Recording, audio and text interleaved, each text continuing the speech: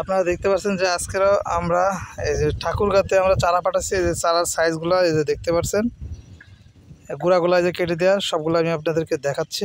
এই যে সাইজগুলো অনেকে চারা দেখতে চান, এই যে দেখতে পাচ্ছেন খুবই সুন্দর চারা। এই চারাগুলো ট্রিটমেন্ট বাদে চারা। আপনারা এই চারাগুলা যখন জমিতে রোপণ করবেন দ্রুত শিকড় ছাড়বে এবং প্রোডাকশনও ভালো পাবেন। এই যে চারাগুলো দেখতে পাচ্ছেন, এই যে আমরা এই বস্তায় দিয়ে দিচ্ছি 400 পিস আজকেরা। এই যে দেখুন চারাগুলা কত সুন্দরভাবে আমরা বস্তায় দিয়ে দিচ্ছি।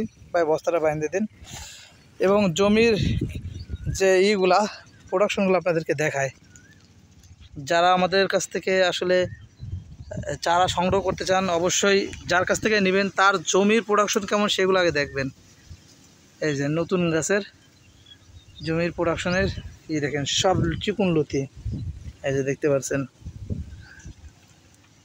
তো যাদের কাছ থেকে চারা নেন না কেন প্রোডাকশন দেখবেন যে সেই জমিতে কীরকম লতি হয়, সেই ব্যক্তি কীভাবে চাষ করে, এই বিষয়গুলো যখন আপনারা জেনে চাষ করবেন, তার কাছ থেকে পরামর্শ নেবেন, পরামর্শ নিয়ে যখন চাষ করবেন তখন আপনারা লাভবান হবেন। এই যে দেখতে পাচ্ছেন, আমি শুধু বলবো না যে ভাই আমার কাছ থেকে যে চারা নেন এমনটি নয়।